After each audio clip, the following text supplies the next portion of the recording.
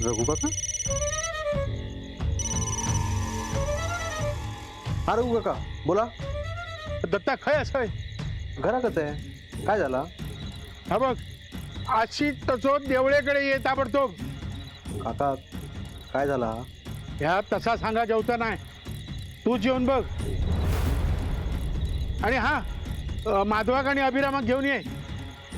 रघु काका काय झाला? किती घोर वाढवतास? सांगा ना काय आता. तू आधी हैसर ये आणि तुझ्या डोळ्यानेच बघ. होय येत आहे. हा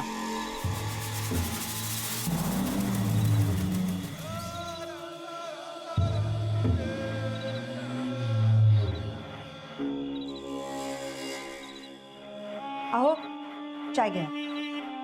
छोटी बाजूकच. माधवा, अभिरामा, काय झालं? किती त्यांका हाक मारतास? जाऊचा. काय जाऊ जा? सांगते तुका नंतर. माधव, अभिरामा,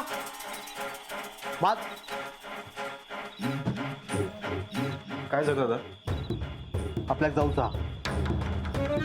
कुठे? रघु काकांचा फोन येलो होतो. त्यांनी ताबडतोब देवळीजवळ बोलवला. झालंय काय? काय माहित नाही. आवाजावरून काहीतरी भयानक झाला असं वाटत होतं. चला आपण जाऊन बघूया. आपल्या तिघांना बोलवलेला. तिघ? दोघं? वहिनीची भीती वाटतात तुका? माधवा हे सगळं सोड आणि घराचं बघ. चल लवकर. बरोबर, मी आलो. कपडे बदलून आलो. आता किती आहे? वहिनी असत ना वर. तसाच चल. हो चल चल. बॅटरी घे. हो.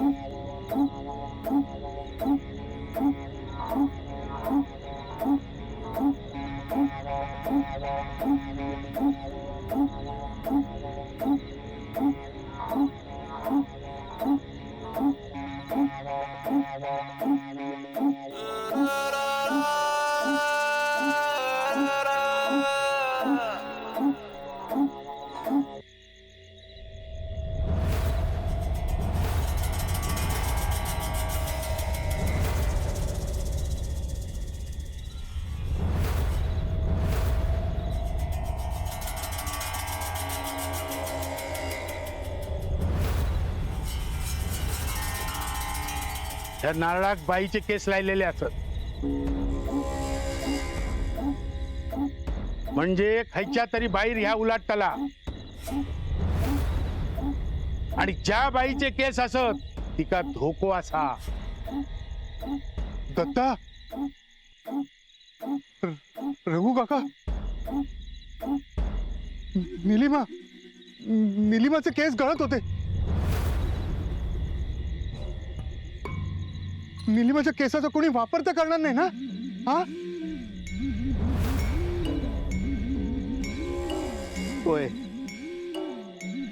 तरी सरितान सांगितलं नव्हतं वहिनी केस असे टाकू नको. कधी ऐकत नाही ना. आता काय करायचा? हा? काका, निलिमाला काही होणार तर नाही ना? आता ते का माहित, मी काही एक सांगू शकले नाही. निलिमा प्रत्येक गोष्टीक विरोध करी होता मा. आता त्याच्यावर उलटला नाही म्हणजे मिळेल.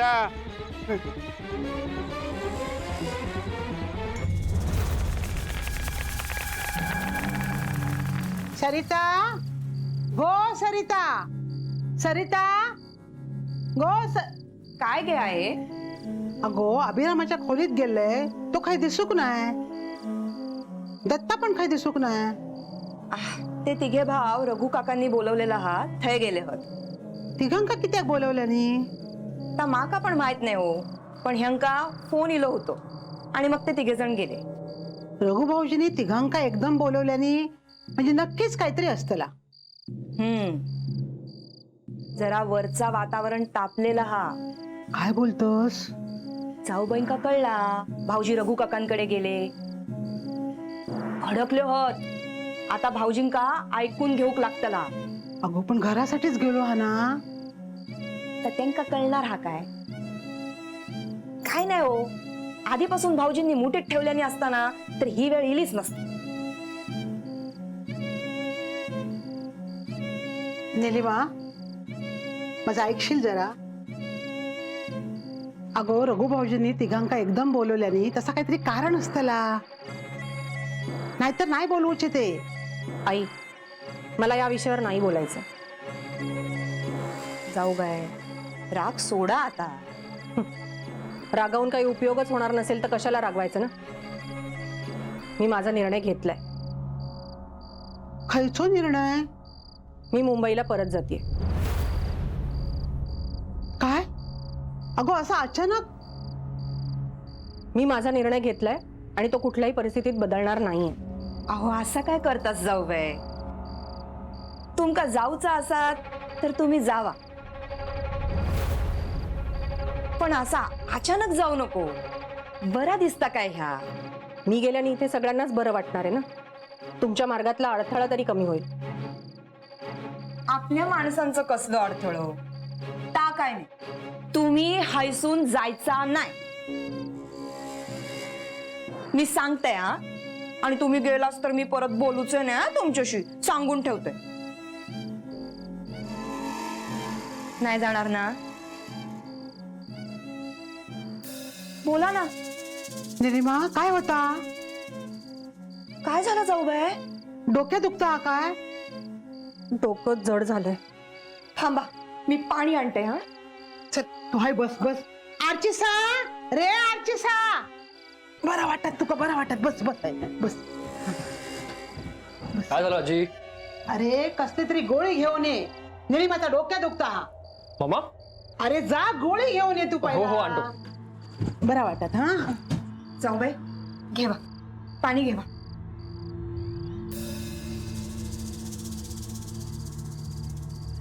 आता बरं वाटतं ना तुका? अगो त्याचा डोका धर. हा हा, बरं वाटतं ना? हळूहळू बरा वाटत. हा, झाडात लटकून मी जीव दिलाय होताय तुमच्यामुळे, पण जी वेळ माझ्यावर इली ती मी माझ्या लेकीवर येऊ देऊचाय नाही. तुझ्या अंगात शेवंता येते. माधव प्लीज. ह्या खराच हा. तर मग मी पण माझा डिसिजन घेतलाय. मी उद्या सकाळीच मुंबईला जायला निघणार आहे. हे